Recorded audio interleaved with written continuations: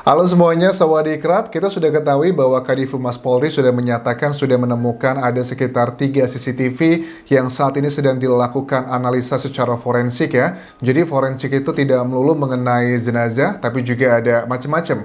Forensik itu ada psikologi, forensik untuk teknologi dan sebagainya. Itu perkembangannya sekarang semakin banyak teman-teman. Nah di video kali ini kita akan coba analisa lebih detail dua keterangan yang jaraknya hanya berjarak 8 hari. Pertama adalah dari Kapolres Jakarta Selatan, Kombes Pol Budi Herdi Susianto. Terus yang kedua adalah keterangan dari Irjen Dedi Prasetyo, Kadif Humas Polri. Ada beberapa pernyataan yang sebenarnya juga cukup kita bertanya-tanya, kenapa kok ada perbedaan? Ada yang menduga ini penuh dengan kebohongan. Nah, kalau seandainya ini memang beneran kebohongan, apakah tidak menutup kemungkinan jika ada satu kebohongan telah dilakukan, kemungkinan besar akan ada kebohongan-kebohongan berikutnya lagi. Itu dugaan yang pertama. Atau dugaan yang kedua, ini adalah salah satu itikat baik dan luar biasa sangat nyata bahwa Polri sudah tidak tebang pilih lagi. Karena Pak Jokowi, Presiden Indonesia juga sudah menegaskan, ya dibukalah sejujur-jujurnya, dibukalah semuanya apa yang sebenarnya terjadi di hari Jumat itu. Itu adalah kode yang sangat keras sekali pada saat seorang presiden, orang nomor 1 di Indonesia sudah mengatakan seperti itu dan juga linear dengan keterangan dari Kapolri. Kita akan coba bedah kata-katanya langsung aja teman-teman. Ini aku ambil adalah kompilasi gabungan dari Metro TV. Yang pertama ini adalah keterangan dari Kapolres Jakarta Selatan di hari Selasa tanggal 12 Juli. Satu hari setelah dilakukan konferensi pers terkait dengan aksi yang menewaskan Brigadir J tersebut. Rumah tersebut memang kebetulan CCTV-nya rusak kurang lebih 2 minggu yang lalu. CCTV-nya rusak sejak 2 minggu yang lalu. Sehingga tidak dapat kami dapatkan. Namun demikian, tentunya kita tidak berhenti sampai di situ. Secara scientific crime investigation kami bisa berusaha untuk mengungkap, membuat terang peristiwa ini dengan mencari alat bukti lain secara Scientific crime investigation adalah kata-kata yang sering kita dengar pada saat tim penyidik memberikan pemaparan ataupun juga keterangan di media massa, which is good. Dan beliau berjanji bahwa walaupun CCTV tidak ditemukan di tanggal 12 Juli tersebut, kita akan mencoba mencari alat bukti yang lainnya. Alat bukti yang lainnya apa yang bisa menguatkan dengan CCTV menggantikannya, karena kita ketahui juga ternyata di situ tidak dipasang polis line, garis line. Kenapa kita bisa tahu? Kita bisa lihat dari keterangan Pak RT setempat yang juga merupakan jenderal di sana, purnawirawan, yang mengatakan beliau juga tidak tahu ternyata ada kejadian tersebut. Ya, aku juga agak heran alat bukti apa yang kira-kira bisa menunjukkan ke sana kalau hal-hal simpel di 48 jam setelah kejadian itu banyak yang melanggar SOP, karena kalau sudah nggak virgin, sudah diacak-acak, itu akan sangat sulit untuk penentuan karena pada saat di persidangan untuk menentukan alat bukti itu adalah hal yang sangat penting untuk meyakinkan yang mulia hakim. Nah tentunya kami juga mencari juga alat bukti pendukung. Ya ini kami sudah mendapatkan CCTV dari sekitar rumah tersebut yang merupakan atau bisa membuktikan petunjuk adanya proses ataupun orang-orang yang mungkin berada di rumah tersebut. Oke, di bagian kedua ini yang mungkin aku juga terlewat, beliau mengatakan kita sudah mendapatkan CCTV dari rumah sekitar. Apa jangan-jangan nih yang dimaksud dari Pak Dedi, Kadif Humas Polri, itu adalah bukan CCTV yang di rumah, tapi adalah CCTV di rumah-rumah sekitar dari lokasi kejadian.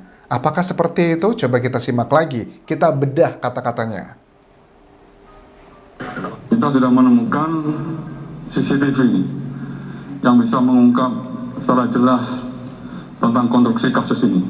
CCTV yang bisa membuka secara jelas konstruksi kasus ini. Dan jadi tim dari CCTV ini sedang didalami oleh tim sus. Dan nanti akan dibuka apabila seluruh rangkaian proses penyidikan dilakukan tim sus sudah selesai. Nah, dari Pak Dedi tidak disebutkan CCTV yang di mana? CCTV yang di rumah kediaman Kadif Propam kah? Atau CCTV yang berasal dari rumah warga sekitar seperti yang diklaim dari Pak Budi Herdi, ataukah CCTV yang berasal dari pos satpam? Cuman hanya CCTV aja. Ini mencari bahasa aman karena tidak terlalu detail di sini, general CCTV. Jadi biar tidak sepotong-sepotong, kita akan menyampaikan secara komprehensif apa yang setelah dicapai oleh tim sus yang dibentuk oleh Bapak Kapolri. Oke, tim khusus ini adalah salah satu menjadi harapan kita masyarakat Indonesia untuk membuka secara terang benderang apa yang terjadi pada Brigadir J di hari Jumat itu. Ya, dari isu CCTV ini aja, peristiwa CCTV ini aja, kita sangat penasaran teman-teman. Karena dari CCTV ini, itu bisa membuktikan 3 peristiwa yang sedang menjadi perdebatan di masyarakat. Peristiwa pertama adalah tentang tembak-menembak. Kenapa?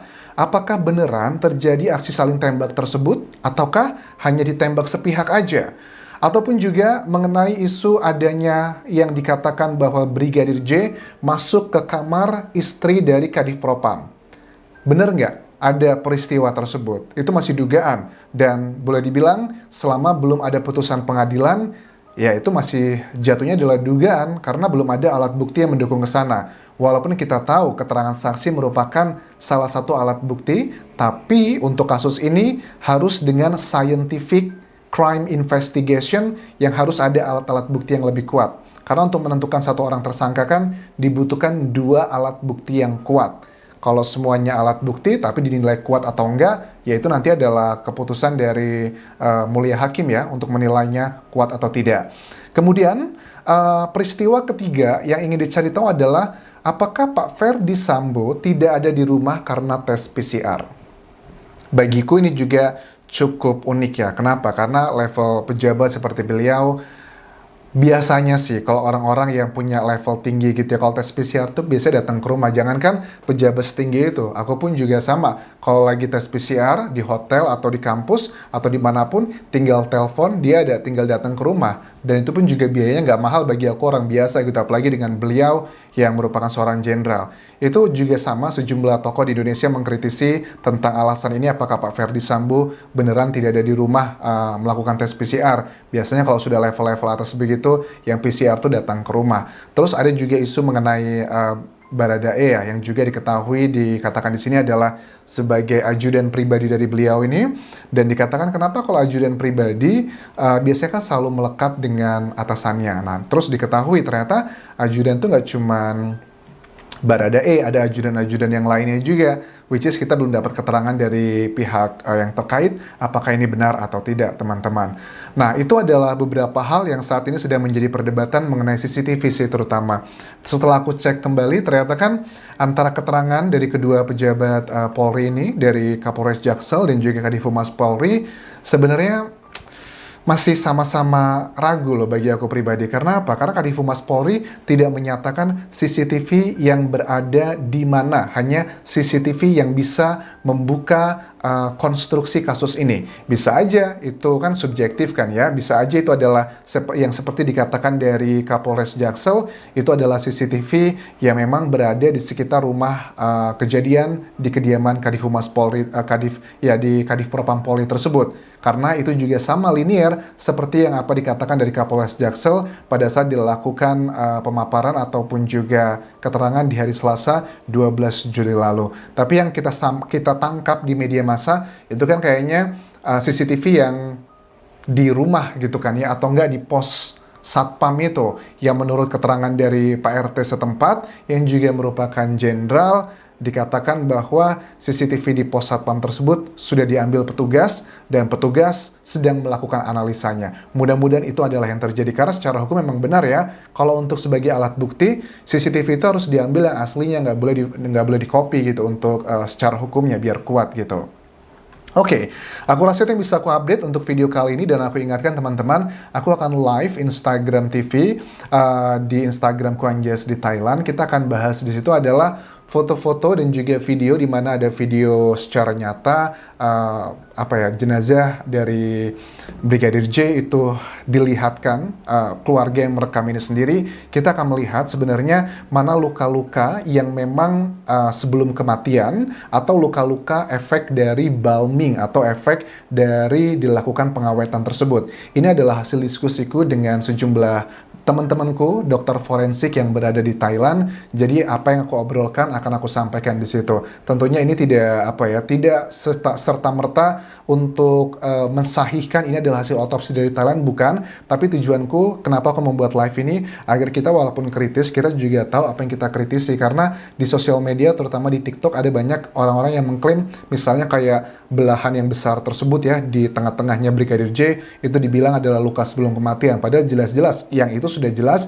itu adalah karena efek otopsi sendiri. Terus luka-luka mana aja nih yang kira-kira habis karena akibat otopsi? Karena kita kan nggak tahu luka-luka dari Brigadir J yang di foto-foto sebelum dilakukan otopsi. Yang kita dapatkan adalah luka-luka dari Brigadir J tubuh tersebut setelah terjadinya otopsi. Jadi kita harus membedakan mana yang otopsi, mana yang memang sebelum kematian lukanya terjadi di situ. Aku rasa itu yang bisa aku update. Terima kasih sudah menonton. Jangan lupa tinggalkan like dan juga komen, serta subscribe channel YouTube ini, serta follow Instagram dan juga Facebook pageku di Anjas di Thailand. Kaupun kerap semuanya. Sampai ketemu lagi. Bye-bye.